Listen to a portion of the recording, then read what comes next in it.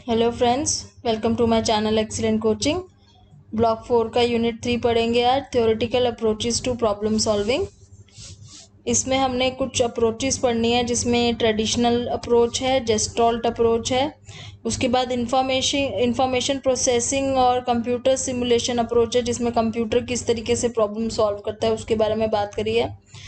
और कुछ टेक्निक्स है उसमें, जैसे कि एक general problem solver, means and analysis और Wickelgren's general problem solving strategies है। ये तीनों इंफॉर्मेशन प्रोसेसिंग में ही आती हैं। फिर न्यूवल की अप्रोच है, जिसके बारे में हम थोड़ा सा पढ़ेंगे, और लास्ट में प्रॉब्लम सॉल्विंग मॉडल आ जाता है। तो इंट्रोडक्शन में ये बात कर रहे हैं कि जब भी हम प्रॉब्लम सॉल्विंग में इन्वॉल्व होते हैं तो हमारी थिंकिंग बिहेवियर यूज़ होता है, थिंकिंग प्रोसेस यूज़ होता है, और उसके अलग अलग डायमेंशंस यूज़ होते हैं थिंकिंग प्रोसेस के। तो हमारे जो कॉन्शियस थॉट्स होते हैं उसमें वो कंटिन्यूअसली वो प्रोसेस चल रहा होता है, जो प्रॉब्लम सॉल्विंग प्रोसेस होता है। We tend to be conscious of the product of the problem solving rather than the process. तो हम लोग हमेशा प्रॉब्लम सॉल्विंग के बारे में जब सोच रहे होते हैं, कोई भी प्रॉब्लम होती है उसको कैसे सॉल्व करना है, तो हम उसके रिजल्ट के बारे में ज़्यादा सोच रहे होते हैं रादर देन कि हम कैसे उसको सॉल्व करेंगे। Even these conscious products may not be recalled accurately in retrospect by the people। मतलब आपने पहले कभी उस तरह की अगर प्रॉब्लम सॉल्व करी हुई है तो आपको थोड़ा सा मुश्किल हो जाती है याद करने में, रिकॉल करने में कि लास्ट टाइम आपने उस प्रॉब्लम को कैसे सॉल्व किया था। और प्रॉब्लम सॉल्विंग में एक तो डायरेक्ट मोर और लेस डायरेक्ट थिंकिंग यूज़ होती है, क्योंकि प्रॉब्लम सॉल्विंग जो है वो डायरेक्टेड होते हैं towards specific and well defined goals. उसके कुछ वेल डिफाइंड गोल्स होते हैं प्रॉब्लम सॉल्विंग के, और उसमें हमें जो थिंकिंग हमारी इन्वॉल्व होती है वो डायरेक्टली उस प्रॉब्लम को सॉल्व करने या उस गोल को रीच करने में हम लोग इन्वॉल्व होते हैं। मतलब हमारे कॉन्शियस थिंकिंग में ये चीज़ चल रही होती है कि कैसे हमने उस गोल को रीच करना है। अब आगे इसमें देख लेते हैं अप्रोचेज में क्या कह रहे हैं। ये अप्रोचेज में ये बोल रहे हैं कि प्रॉब्लम सॉल्विंग में काफ़ी सारी अप्रोचेज हैं। थ्योरेटिकल मॉडल जो है इसका वो इन्होंने नीचे डिटेल में डिस्कस किया हुआ है। तो सबसे पहले ट्रेडिशनल अप्रोच की बात करेंगे। ट्रेडिशनल अप्रोच में जो प्रॉब्लम सॉल्विंग है उसको in terms of principles of associative learning derive from the studies of classical and instrumental conditioning.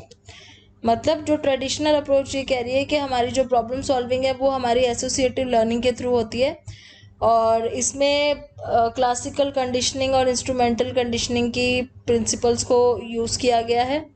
According to some theorist, an individual enters a problem situation with an existing complex of stimulus response association. मतलब कि कोई भी individual अगर किसी problem situation को face करता है तो उसके पास ऑलरेडी एग्जिस्टिंग रिस्पॉन्स एसोसिएशंस होते हैं जो उसने पहले एक्सपीरियंस किए हुए हैं। उसे ऑलरेडी एक पहले इस तरह की अगर प्रॉब्लम फेस करी हुई है तो उसको पता होता है कि वो कैसे रिस्पॉन्स करेगा। उसको ये चीज़ें पहले से मतलब आइडिया होता है कि वो कैसे उस स्टिमुलस को देख के उसका रिस्पॉन्स होगा। मतलब इस पूरी अप्रोच का कहना ये है कि जो पहले की हमारी लर्निंग है प्रॉब्लम सॉल्विंग की, जो हमने पहले कभी प्रॉब्लम सॉल्व करी होगी, इस तरह की सिचुएशन फेस करी होगी, उसकी जो लर्निंग है और जो लर्निंग अब हमारी हो रही है, जो हम प्रॉब्लम सॉल्व अब कर रहे हैं, दोनों आपस में बहुत रिलेटेड हैं। क्योंकि अब जो प्रॉब्लम हम सॉल्व कर रहे हैं वो बिकॉज हमने पहले वो प्रॉब्लम सॉल्व करी हुई है, तो उससे हमारी जो लर्निंग हुई है, बिकॉज ये क्लासिकल और इंस्ट्रूमेंटल लर्निंग प्रिंसिपल पे बात कर रहे हैं, तो उससे पहले की जो हमारी लर्निंग हुई है उसी के अकॉर्डिंग हम अभी की अपनी प्रॉब्लम सॉल्व कर रहे हैं, जिसको ये बोलते हैं कि इन दोनों का आपस में एसोसिएशन है। स्टिमुलस रिस्पॉन्स एसोसिएशन बोल रहे हैं ये, कि पहले का प्रॉब्लम में हमने कैसे रिस्पॉन्ड किया था, वो जो स्टिमुलस रिस्पॉन्स एसोसिएशन है वो अगर लास्ट टाइम हमारा वो प्रॉब्लम सॉल्व हो गया था तो वो हमारी रीइंफोर्स हो गया, वो हमारा एसोसिएशन जो है वो रीइंफोर्स हो गया, और अगेन हम वही एसोसिएशन जो है यहाँ पे यूज़ करेंगे। लेकिन अगर हमारा वो लास्ट टाइम एसोसिएशन फेल हो गया था तो हमने उसको छोड़ के दूसरा कुछ और अप्लाई किया था। तो ये कह रहे हैं कि जैसे अगर आपने कोई प्रॉब्लम पहले सॉल्व करी है, आपको पता है कि उससे आंसर आ जाएगा, तो आप उसी को यूज़ करोगे दोबारा, क्योंकि वो आपका रीइंफोर्स हो गया। अगर आपको पता है नहीं आंसर आया था तो आप उसको नहीं यूज़ करोगे। तो ये सिंपल ट्रेडिशनल अप्रोच है। फिर जेस्टॉल्ट अप्रोच किस बारे में बात करते हैं। जेस्टॉल्ट जो है वो एक जेस्टॉल्ट साइकोलॉजिस्ट का मेन क्या होता है कि वो लोगों की परसेप्शन और उसके ऊपर ज़्यादा ध्यान देते हैं कि लोग कैसे प्रॉब्लम के स्ट्रक्चर को कैसे इंपॉर्टेंस देते हैं कि प्रॉब्लम का स्ट्रक्चर कैसा है। और formation of the new combinations of old ideas, मतलब पुराने आइडियाज़ को जोड़ के कैसे नए आइडियाज़ बनाते हैं।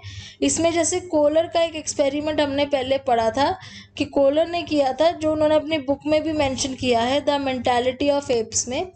उन्होंने क्या किया था, एप के साथ उन्होंने एक्सपेरिमेंट किया था। तो उन्होंने कुछ फ्रूट्स थे जो केज के अंदर, एक केज के अंदर उन्होंने एक एप को रखा हुआ था और उस केज के टॉप पे यहाँ पे कुछ फ्रूट्स टांग दिए थे और वहाँ कुछ बॉक्सेस रखे हुए थे साइड में। और वहाँ पे एक एप था, एप यानी कि जैसे आपको पता है कोई चिंपांजी या ऐसा कुछ, इनके केस में चिंपांजी था। तो उन्होंने क्या किया था, केज में कुछ स्टिक्स थी, स्टिक्स होती हैं जैसे, स्टिक्स रखी हुई थी, क्रेट्स रखे हुए थे। उस एप को क्या करना था, उसको किसी तरीके से ये प्रॉब्लम सॉल्व करनी थी उन चीज़ों को यूज़ करके कि कैसे वो फ्रूट्स तक पहुंच पाए। तो इसमें जेस्टॉल्ट एनालिसिस ये कहता है कि solving the problem required reorganisation of the object into a new structure. मतलब जो चीज़ें वहाँ पड़ी हुई हैं, बॉक्स पड़ा है, स्टिक पड़ी है, उसको कैसे वो जो एप है वो कैसे उन स्ट्रक्चर्स को रीऑर्गेनाइज करेगा, इसके ऊपर जेस्टॉल्ट साइकोलॉजिस्ट को बहुत इंटरेस्ट आता था कि ये कैसे हम लोग अपने प्रॉब्लम को सॉल्व करने के लिए चीज़ों को रीऑर्गेनाइज करते हैं, उस चीज़ के ऊपर ये बात कर रहे थे। तो यहाँ पे जैसे कोलर के एक्सपेरिमेंट में ये इनसाइट प्रॉब्लम थी। इनसाइट प्रॉब्लम का मतलब है कि इसमें वो बहुत सारे ट्रायल करेगा लेकिन लास्ट में फाइनली वो थक के बैठ जाएगा और उसके बाद जब थोड़ी देर वो सोचेगा तो उसको इंसाइट आएगा। इंसाइट का मतलब है सडनली उसको सॉल्यूशन मिल जाएगा। So insight is the sudden discovery of the correct solution following a period of incorrect attempts. तो पहले ट्रायल एंड एरर करके वो बहुत सारे इनकरेक्ट अटेम्प्ट करेगा और फाइनली उसको एक इंसाइट आ जाएगा कि क्या एक्चुअल सॉल्यूशन है। Gestalt psychologists distinguish between reproductive and productive thinking. Gestalt psychologist बोलते हैं एक तो रिप्रोडक्टिव थिंकिंग होती है, मतलब पहले हमने जो चीज़ ट्राई करी हुई है हम उसी को यूज़ करके प्रॉब्लम सॉल्व कर रहे हैं, वो तो हो गई रिप्रोडक्टिव थिंकिंग।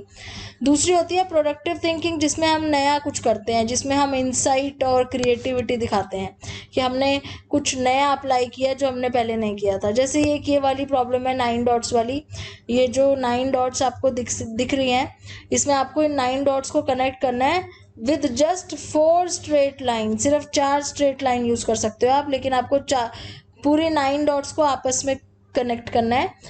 प्लस आप अपनी पेंसिल लिफ्ट नहीं कर सकते पेपर से, तो आपको अपनी पेंसिल उठानी नहीं है, बिना उठाए आपने 4 स्ट्रेट लाइंस के थ्रू 9 डॉट्स को कनेक्ट करना है। तो ये एक तरह की इनसाइट प्रॉब्लम है। फिर आगे चलते हैं information processing and computer simulation पे। Number of researchers have tried to program computers to perform task. मतलब बहुत सारे रिसर्चर्स ने कोशिश की है कि कंप्यूटर में भी उस तरह के प्रोग्रामिंग की जाए कि वो ह्यूमन बींग्स की तरह प्रॉब्लम सॉल्व कर सकें। जैसे हम लोग अपने स्पेसिफिक गोल को रीच करने के लिए कुछ स्टेप्स फॉलो करते हैं, ऐसे कंप्यूटर के अंदर भी प्रोग्रामिंग करते हैं कि वो ऑटोमेटिकली कुछ स्टेप्स फॉलो करके प्रॉब्लम सॉल्व करें। प्रॉब्लम सॉल्विंग में क्या होता है, we require retrieval of both factual and procedural knowledge. हमें फैक्चुअल नॉलेज भी चाहिए होती है, फैक्ट्स भी पता होने चाहिए और हमें प्रोसीजर्स भी आने चाहिए। कोई भी हमें प्रॉब्लम सॉल्व करनी है तो उसमें हमें पुरानी नॉलेज को रिट्रीव करना बहुत ज़्यादा ज़रूरी हो जाता है। तो इसमें स्टोरेज की भी रिक्वायरमेंट होती है, लॉन्ग टर्म मेमोरी की भी रिक्वायरमेंट होती है। और प्रॉब्लम सॉल्विंग सिर्फ एक कॉग्निटिव प्रोसेस तो है नहीं, इसमें बहुत सारे कॉग्निटिव प्रोसेसेस इन्वॉल्व होते हैं। तो जब इस तरह की प्रोग्रामिंग कंप्यूटर में करते हैं तो उसमें भी इनको काफ़ी सारे प्रोसेसेस, प्रोग्राम जो हैं वो इंस्टॉल करने पड़ते हैं जो इन चीज़ों को समझ सके। इसी का एक एग्जांपल है जैसे जनरल प्रॉब्लम सॉल्वर। ये जो प्रोग्राम है इसमें limited capacity of working memory है और इसकी रैपिड स्टोरेज एंड रिट्रीवल है इस प्रोग्राम में। जैसे हमारे ह्यूमन बींग्स में क्या है, वर्किंग मेमोरी यानी कि शॉर्ट टर्म मेमोरी की लिमिटेड कैपेसिटी है और उसमें रैपिड स्टोरेज एंड रिट्रीवल होता है। Large capacity of long term memory है characterize by relatively low storage and retrieval. जैसे हमारे ह्यूमन बींग्स में भी होता है, लॉन्ग टर्म मेमोरी होती है जिसकी लार्ज कैपेसिटी है और जिसमें से रिट्रीवल करना थोड़ा सा स्लो होता है, हमें थोड़ा याद करने में टाइम लगता है। Serial processor that performs one operation at a time, मतलब कि एक पहले एक ऑपरेशन खत्म करेगा तब दूसरा करेगा। सीरीज में A reliance upon heuristics rather than algorithm that would require a large number of high speed calculation. तो ये वाला जो प्रॉब्लम सॉल्वर है, general problem solver software program है, ये जो है ह्यूरिस्टिक्स पे ज़्यादा रिलाई करता है rather than algorithm. algorithm मतलब स्टेप बाय स्टेप जब हम करते हैं, ह्यूरिस्टिक मतलब हम अपने गेस वर्क करते हैं जब. तो ये वाला भी कंप्यूटर जो है ये हाई स्पीड कैलकुलेशन यूज़ करके ह्यूरिस्टिक्स का यूज़ करता है. Newell and his colleague collected verbal protocols that were used and kept as a record of people talking aloud as they solve problem. तो इन्होंने क्या किया था, जब लोग कोई प्रॉब्लम सॉल्व करते हैं तो वो ज़ोर ज़ोर से बोलते हैं, तो उस चीज़ को इन्होंने वर्बल प्रोटोकॉल में चेंज करके उसको यूज़ किया था इस प्रोग्राम सॉफ्टवेयर में डालने के लिए. General problem solver assumes that the problem solver represent a problem as a problem space which consists of set of nodes. तो यहाँ पे कह रहे हैं कि प्रॉब्लम जो है उसकी एक प्रॉब्लम स्पेस होती है. प्रॉब्लम स्पेस क्या होती है, जिसमें उस प्रॉब्लम को आपको सॉल्व करना है.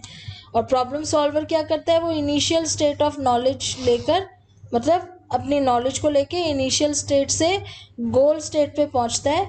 Seek to converted into a goal state, initial state को गोल स्टेट में कन्वर्ट करने की कोशिश करता है बाय अप्लाइंग ऑपरेटर. ऑपरेटर मतलब जो भी एक्शंस वो लेता है अपने इनिशियल स्टेट से गोल स्टेट पे जाने के लिए.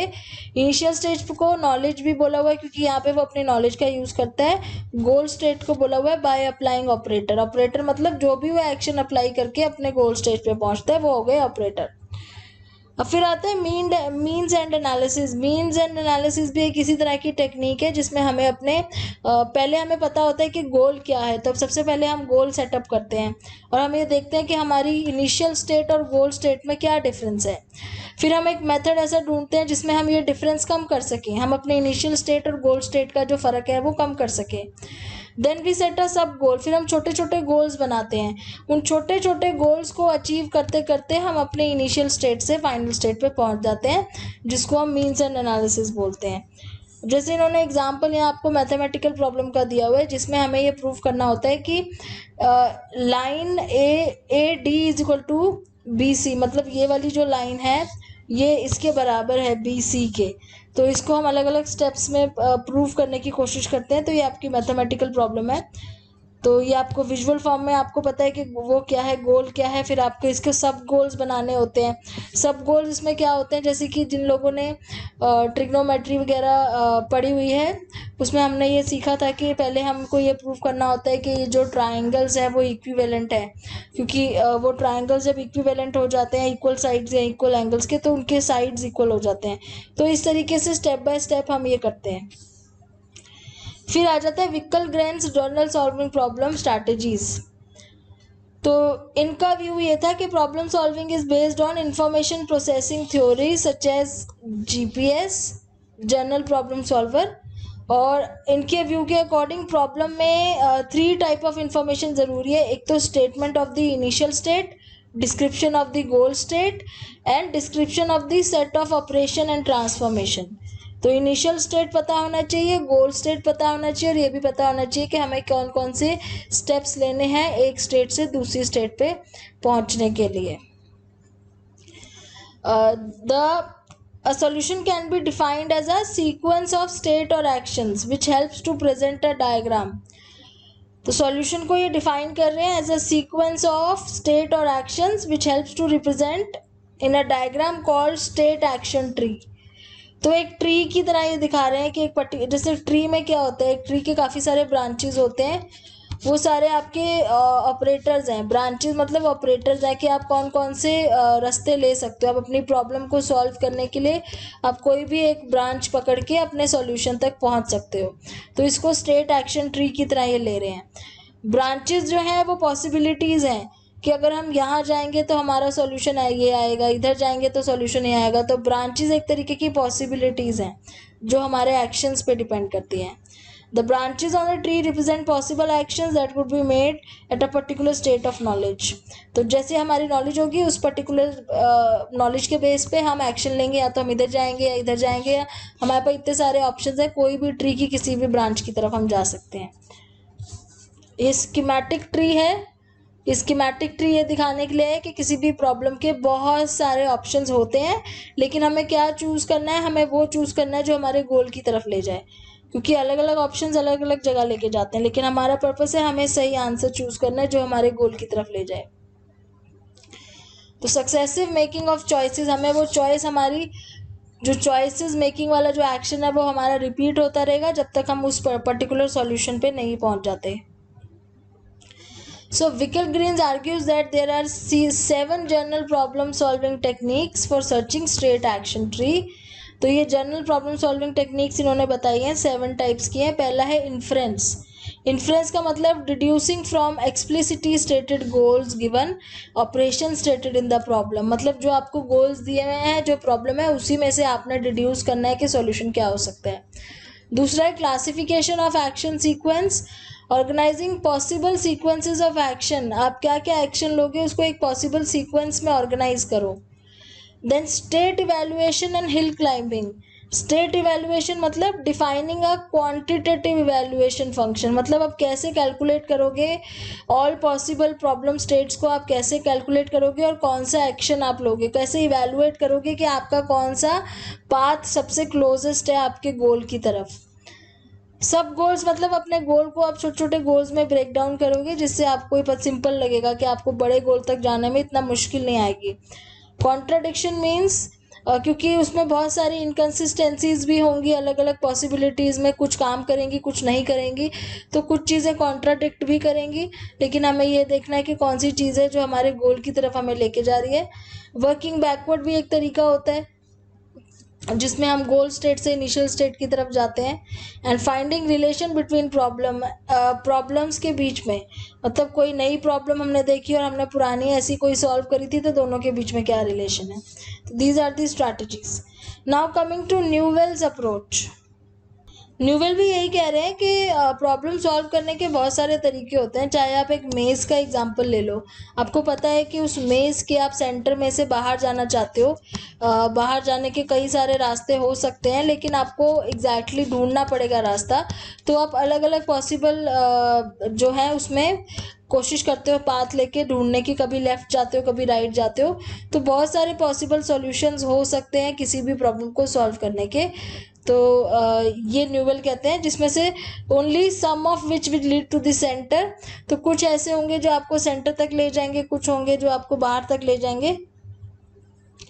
तो डिपेंडिंग ऑन कि आप किस तरीके से अपना कौन सी स्ट्रैटेजी यूज़ करते हो, कौन सा मेथड यूज़ करते हो अपने पाथ्स को चूज़ करने का। तो Newell and Simon use parallel to these basic ideas to characterize human problem solving behaviour. इन्होंने ह्यूमन प्रॉब्लम सॉल्विंग बिहेवियर को कैसे करेक्टराइज किया है।